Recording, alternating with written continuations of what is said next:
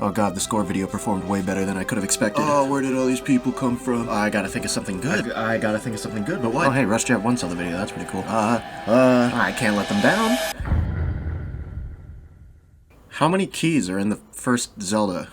I probably don't need to tell you how keys work in Zelda. Pick up a key, unlock a door. That's game design, baby. Keys worked just slightly different in the first Zelda, however. Starting as early as A Link to the Past, small keys only worked in dungeons that you find them in, and 99% of the time there's the same number of keys as there are locks.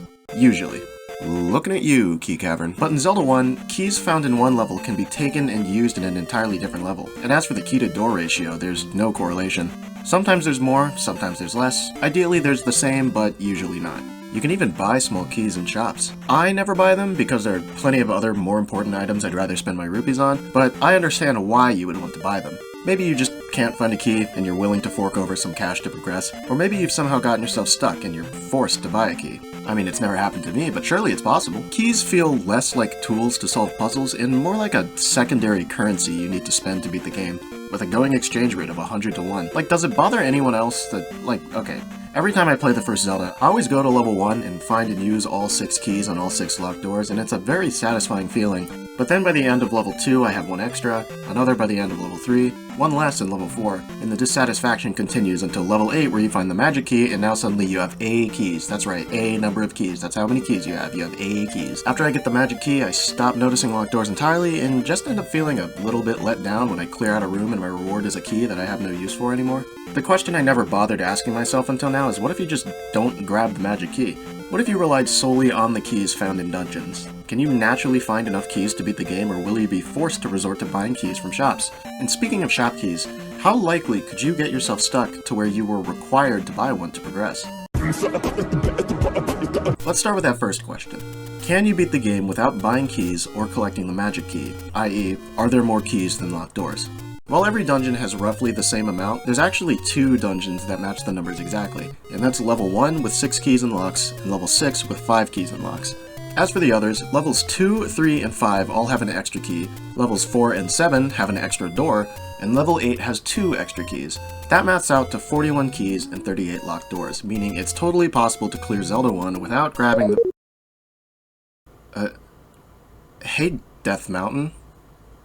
What are you doing here? So yeah, the absolute outlier that is Death Mountain pushes the totals to 45 keys and 54 locked doors, making it impossible to fully explore every level without getting the magic key, or by buying 9 keys from shops, which would cost you 900 rupees, over 3.5 times the maximum amount that you can even carry.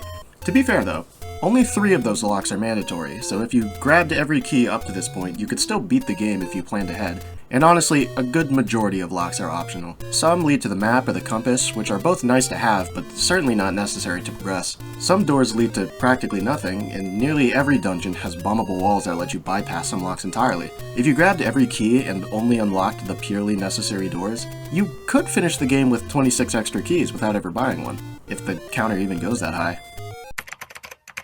Okay, I just checked if the counter even goes that high. It does. It goes up to 255 like the rupees. Here's somebody who did it on a CRT with an actual NES copy of the game. They even bought a few keys after hitting 255 and then unlocked a door to see if the game had really stopped counting, and that's the kind of research that I can really get behind. But also, while looking this up, I found somebody named Rooslugs who had uploaded a max keys speedrun. They finished with 29 keys instead of 26, but they used a door glitch I hadn't even heard of to bypass a few otherwise mandatory locks. 41 minutes is insane, by the way. But yeah, as long as you're not using glitches, 26 keys is the most you can beat the game with if you don't buy any. Cool, huh? Okay, so that's all fine and dandy, but what if you get stuck? Is it possible to be so careless with your keys that you need to fork over some coin to save yourself? Well, seeing as there's more keys than there are doors, at least before Death Mountain, no, not really. You can technically get yourself stuck in levels 4, 6, and 7, but that's only if you entered with 0 keys. And in all 3 instances, you only need 1 key to unstick yourself, and you'll definitely be able to find extras in other dungeons. I mean, we could try wasting a bunch of keys in Death Mountain, but you can't even get into Death Mountain without finishing all 8 levels beforehand. And if you can reach the boss in level 8, you can also reach the magic key. They're functionally behind the same locked door. And also, now that I'm looking at it, the magic key is ridiculously easy to obtain. All you need is the bow from level 1, and by then you'll probably have enough rupees to buy the candle, which you can use to find secrets to everybody. Use those to buy arrows and bombs if you need them, and then there's nothing stopping you from just walking into level 8 and grabbing the magic key right at the beginning of a playthrough. But I mean, surely there's gotta be some way to get ourselves stuck, right? Unfortunately, the only way to check would be to map out every key and lock in the game and specifically design a route to get ourselves stuck. And who wants to do that?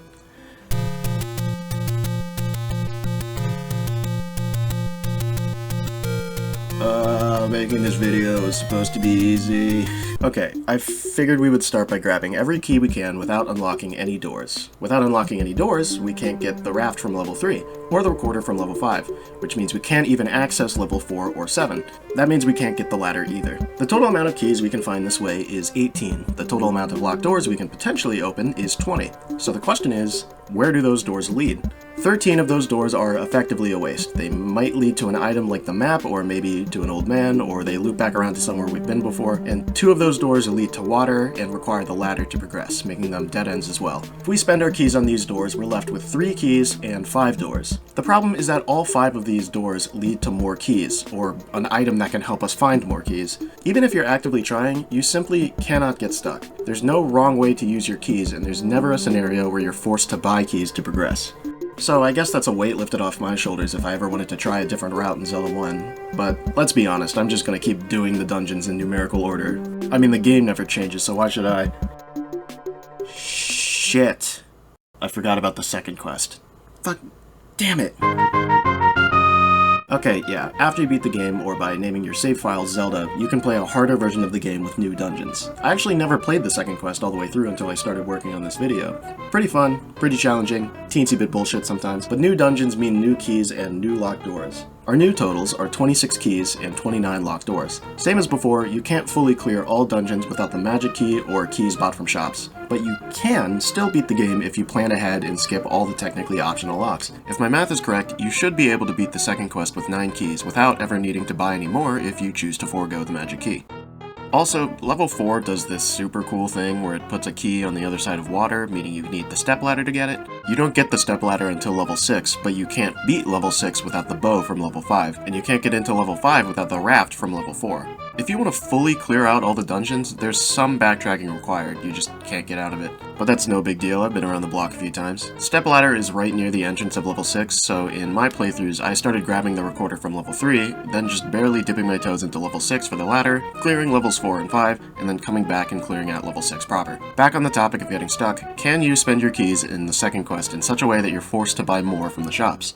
Well, after a long, headache-inducing process of routing out keys and locked doors, which I won't recount to you because this video is taking long enough as it is, I'm happy to report that the answer is just barely yes. You can get yourself stuck. And small blessing, for as long as this routing process took me, telling you how to get stuck is remarkably simple. Step 1. Clear out all dungeons except level 8. Grab every key and unlock every door. This includes the ones in levels 4 and 5 that you need the stepladder to get, so don't forget those. Step 2. In level 8, grab every key and unlock every door except for this one. It's the northernmost lock and the room has a bunch of bubbles and wall masters inside. Do not open this door because it leads to the magic key. Once you finish this dungeon, you should have 2 keys left. Alright, last step. Go into Death Mountain, unlock this door in the room with the orange wizrobes, and unlock this door in the southwest with all the Vyres. If all has gone according to plan, it is now impossible to reach Ganon, impossible to find any more keys, impossible to reach the magic key, and impossible to beat the game. You have successfully gotten yourself stuck, and there's only one way out.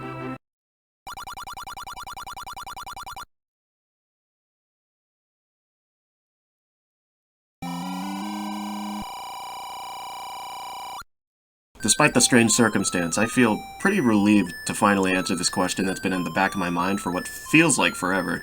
And it's nice to know that I can really start tackling these dungeons in any order I want without the frustration of getting stuck or the worry of needing to plan my route ahead of time. I don't know about you, but for me, that is a super blissful feeling.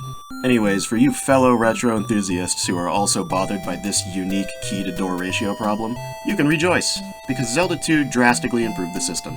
There's now an equal number of keys and locks in all palaces, and while you can take keys from one palace and use them in another, possibly getting yourself stuck in the process, but I'm not going to check this time, you can always fall back on the fairy spell to slip past doors and possibly solve whatever conundrum you're in from the inside. Not to mention the magic key also makes its return.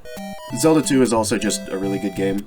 I don't know if public consensus is still that the game is bad, but I mean, I enjoyed it, so I mean, go ahead, give it a try. And from Link to the Past and onward, the system was largely solidified. Same number of keys, same number of locks, and keys can only be used in the dungeon that you found them in. A new gold standard for the series moving forward. I think.